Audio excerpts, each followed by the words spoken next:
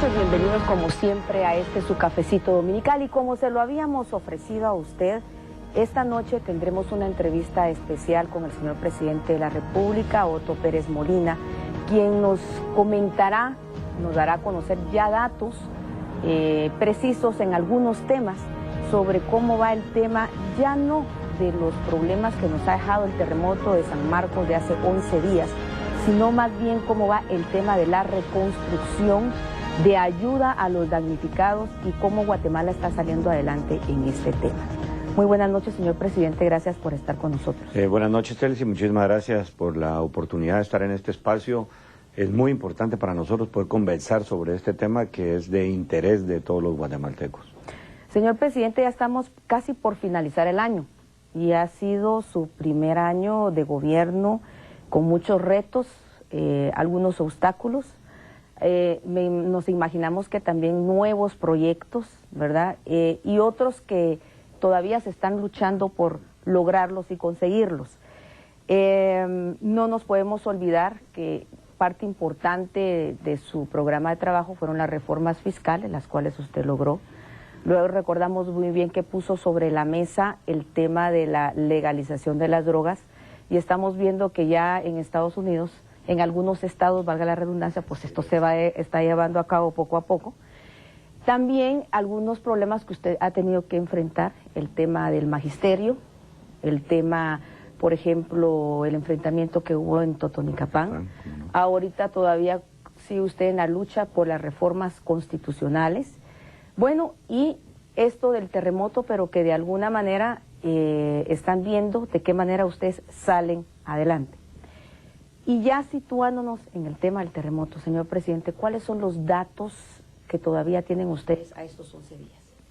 Bueno, Elsie, acabamos de hacer el día viernes, ahora antier, tuvimos una reunión de gabinete que duró más de 6 horas, porque quisimos tener un reporte de la CONRED, juntamente con Segeplan, y luego un reporte de cada uno de los ministerios para que nos fuera dando ya el avance que ellos tienen de lo que sucedió en sus propias instalaciones también.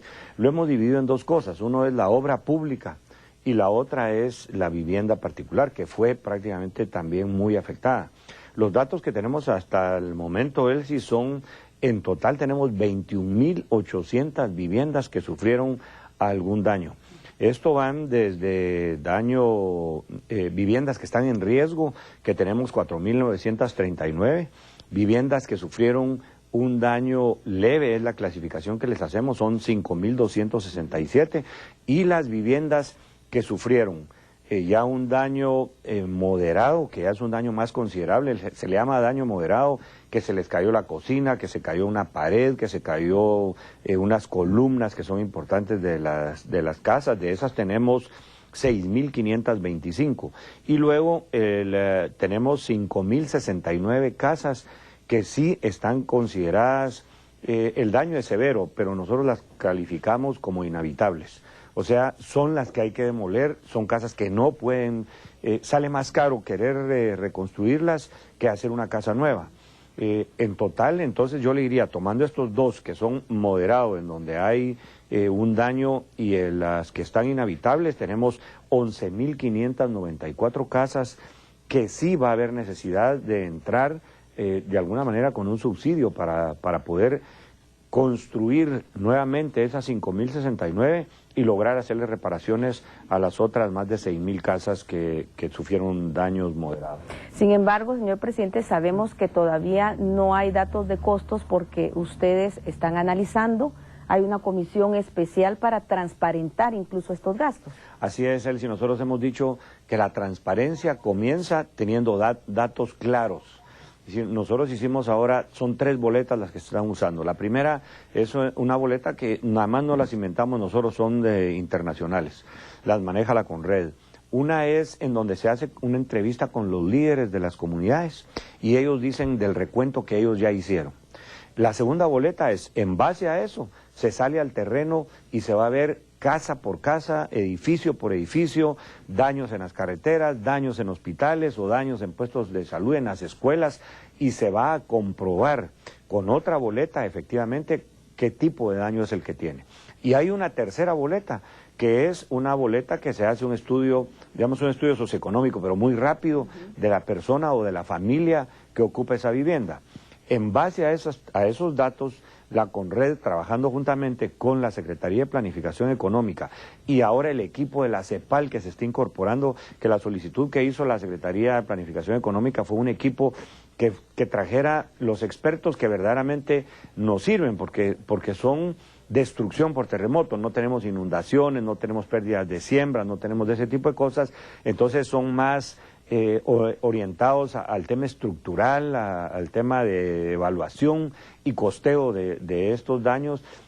Nosotros en el calendario que nos pusimos, le pusimos a ellos como tope el 1 de diciembre, es decir, es la fecha límite, pero yo creo que van a estar antes porque el conteo está avanzando muy rápido, ya el llenado de las boletas, y nosotros esperaríamos antes de eso tener ya los datos claros, no solo de confirmado todo esto que estamos hablando ahorita, sino además los costos de la reparación, porque, por ejemplo, en la obra pública, haremos el Ministerio de Gobernación. El Ministerio de Gobernación tiene 3 comisarías departamentales que están inhabitables. La de San Marcos, la de Quetzaltenango y la de Retauleu. Retauleu es un edificio que tiene 150 años, Elsie. Entonces eso, yo lo fui a ver y realmente puede suceder una tragedia ahí en cualquier momento. Luego, el presidio de San Marcos, que tuvimos que evacuar a los 96 reos que habían ahí para otro lado. Además de eso, tienen 3 estaciones locales, municipales, que también sufrieron daños. Entonces, eso es solo el ministerio, por ejemplo, el Ministerio de Gobernación.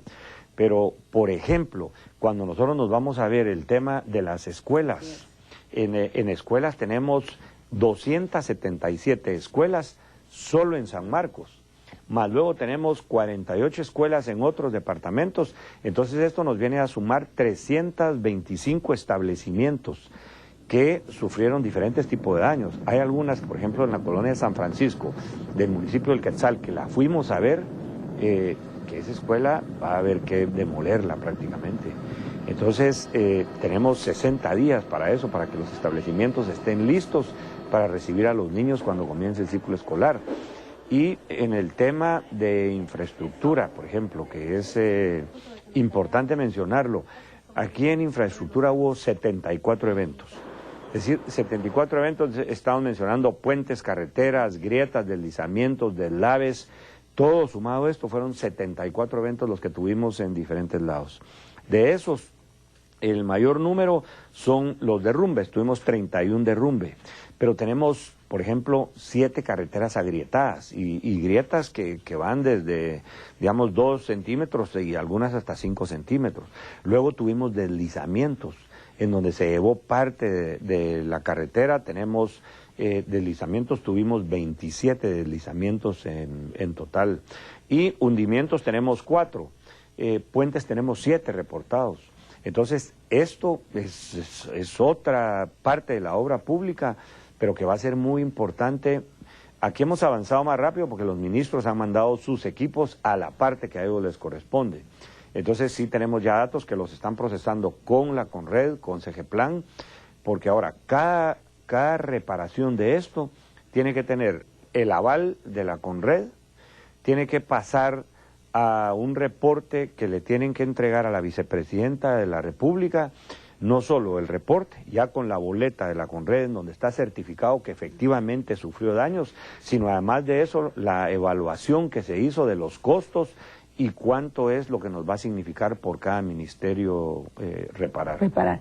Señor presidente, con toda esta información que usted nos está dando, estamos hablando del departamento de San Marcos y otros a su alrededor. ¿Está Guatemala preparada para un sismo grande, viendo pues la magnitud que fue en ciertos departamentos y en este caso de San Marcos? Bueno, la verdad, Elsie, aquí diciendo la realidad de las cosas, porque yo creo que nos haríamos daño nosotros mismos con engañarnos, no estamos preparados. Esto quiere decir desde la CONRED.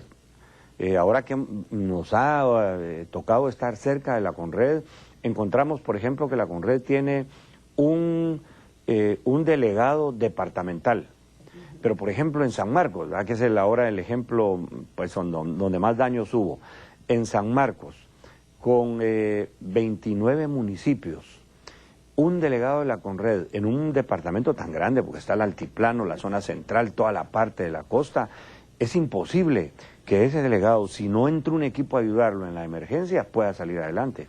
Nosotros ahora lo que hemos visto es, porque Guatemala es un país que está en alto riesgo, ahora fue el terremoto, pero han habido tormentas, huracanes, una serie de fenómenos naturales con el cambio climático que nos ponen a nosotros como uno de los países de más riesgo a nivel mundial.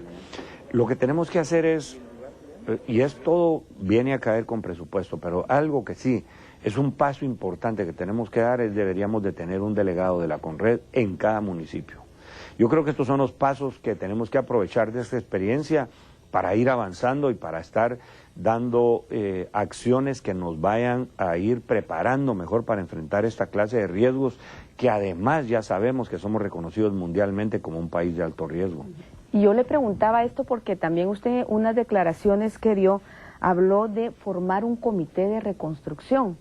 Cuando este existió en el 76, ¿verdad? Se eliminó porque aparentemente no funcionaba y se creó entonces la Conred. ¿Cuál sería el objetivo entonces de este comité?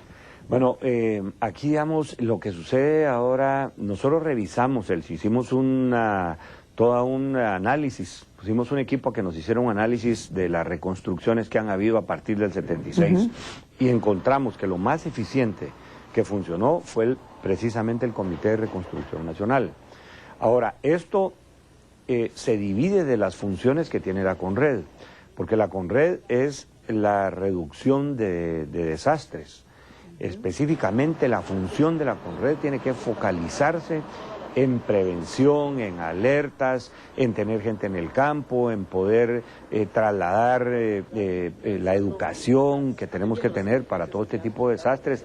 Esas son principalmente las funciones de la Conred y por supuesto dar rápido respuesta en el momento que se presente un fenómeno para empezar a alimentar con los datos y por otro lado para llevar la asistencia humanitaria. Ahora, el Comité de Reconstrucción creo que aquí nosotros identificamos es otra fase ya diferente. Ya atendimos, las prioridades que nosotros nos pusimos fue salvar vidas, restablecer líneas vitales y la tercera fase sí ya es primero el conteo de los daños y luego el costo de lo que eso significa. Y ahora después sí entrar a la fase de la reconstrucción. Eso ya no es directamente responsabilidad de la Conred. La Conred va a llegar hasta el momento en que le diga, por ejemplo, al Ministerio de Gobernación, efectivamente la cárcel de San Marcos está destruida, aquí está la boleta que le certifica que con el terremoto fue que se destruyó y con eso le sirve al ministro para presentarse ya con el Comité de Reconstrucción y decirle esto es lo que nosotros queremos hacer, estos son los costos, el comité lo tendrá que revisar, analizar, porque la otra parte que entra aquí, ha sido una experiencia triste para los guatemaltecos, es el tema del manejo de los recursos, en donde ha habido falta de transparencia, han habido reconstrucciones. Imagínense que todavía estamos hablando de gente que todavía está reclamando de la reconstrucción del Están, del Ágata, que nos dejaron una deuda de 12,000 millones de quetzales en el Ministerio de Comunicaciones, y cuando uno va a ver la infraestructura está tirada. Y el estado de calamidad o el estado de excepción del Ágata se extendió casi por un año. Entonces empezaron a meter una serie de cosas ahí que no tenían nada que ver con eso. Nosotros la diferencia fue, primero, no declaramos estado de excepción en todo el país, lo focalizamos en los 8 departamentos. Segundo, la base de datos va a ser importantísima. Y tercero, los datos oficiales, los únicos que vamos a validar son los de la Conred. Y ahora sí, cuarto, la reconstrucción, la experiencia que hemos visto, creemos que un comité, no una persona, un comité de reconstrucción nacional pueda ser el que saque adelante esta tarea. Ya para finalizar esta primera parte, señor presidente, y entonces el fondo de emergencia, ¿cómo se está manejando? Bueno, le quiero contar, el fondo de emergencia, hoy lo que nosotros estamos haciendo es identificar los recursos y esa es la tarea del ministro de Finanzas. Estamos ya prácticamente en el último cuatrimestre del año. Él ya identificó, porque además nos quedan menos de 30 días para cerrar el año fiscal, porque el 15 de diciembre ya no se autorizan ninguna obra nueva ni ningún gasto. Entonces, lo que él ya identificó que no se puede gastar, que al momento lo lleva en 160 millones, eso va a pasar a un fondo que va a ser precisamente para la reconstrucción de los daños que tuvimos con el terremoto. Además de eso, pues él ya identificó que tenemos, afortunadamente, ahí casi un poco más de 90 millones de dólares que están en préstamos, que ya están disponibles para Guatemala. Hay uno préstamo que, por ejemplo, es para escuelas, precisamente para remodelación de escuelas, otro que es para remodelación de hospitales y puestos de salud. Esos se van a redireccionar y se van a aplicar en lo que se necesita. Si son escuelas, si son puestos de salud, el Ministerio de Gobernación tiene recursos para poder levantar las comisarías. Entonces, ahí es en donde ahorita estamos viendo cómo, por medio de un acuerdo gubernativo, o si es posible y hay ambiente en el Congreso de la República, y ojalá que sí lo haya con conciencia, nos puedan autorizar la figura del Comité de Reconstrucción Nacional y quiénes lo van a componer y cuáles son las funciones que tienen que tener. Gracias, nos vamos a ir a unos mensajes y en la segunda parte vamos a hablar ya de la donación, ¿verdad? De los procesos de transparencia, cómo ustedes los piensan mantener, porque es parte importante para la población guatemalteca. Regresamos después de este corte.